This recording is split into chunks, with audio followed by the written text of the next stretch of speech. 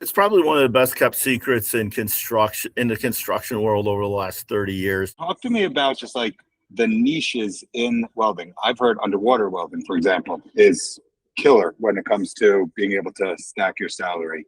What are some of the specialties that someone might not appreciate if they do want to learn welding, like what they could strive for, what they could keep stacking their skills towards? I'm not a terrible big fan of underwater welding because it is so dangerous. It Okay. pays very, very, very well, but if you get down underneath and there's a disease you can get from inhaling, I think it's nitrogen, maybe.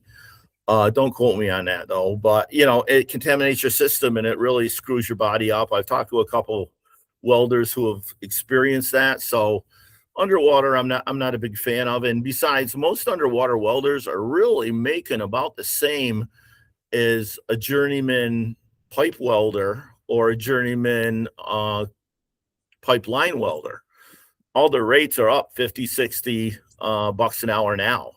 And then working out of the back of your truck, starting your own business, if you can chase work from job to job, obviously you're going to make a lot more working for yourself than you are working for the man. But at 55 bucks an hour plus overtime, the unions are looking to be a really good place to be right now. So related to welding then, NDT, non-destructive testing. Can you touch on that? Because I talked about NDT once and the comments just went crazy with people not even knowing it was a thing, but saying how it's the best thing ever that happened to them. There's different levels of certification. It's probably one of the best kept secrets in the construction world over the last 30 years.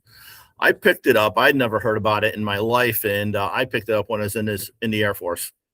It's like, what's this NDT thing? They're coming out spraying this junk on this aircraft engine, and they come out and find a crack somehow, right? So I ended up getting trained in NDT, and it's been a really good life. We started out doing some inspection in ski areas because ski areas have to do 20% of their grips and chairs every year, mag particle or UT or penetrant, and it's a good paying job. We got at one time we had like 30, 40 ski areas we were doing, and then we branched off into other things. And of course, here I am sitting in a school now, right? So we still do some NDT. We do some weld inspection on bridges when like the state of Vermont rehabs a bridge, right?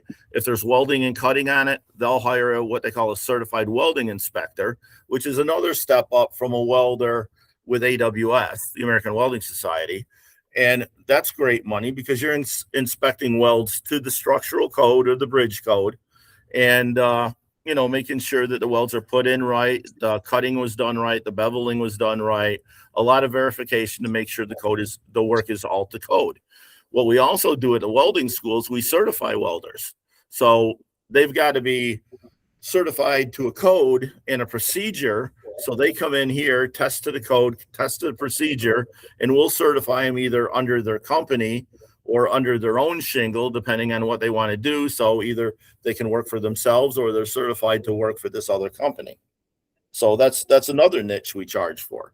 So I'm hearing the through line of what I'm hearing is it's not just become a welder. It's learn this skill. This skill opens doors to so many different paths. If you want to be adventurous, if you want to become an inspector, if you want to specialize, that it's not just okay, I'm a welder. It's not a one size. It's an industry in and of itself with so many subs and so many ways to keep stacking and keep elevating your income that the first step is learning, but then find your path, right?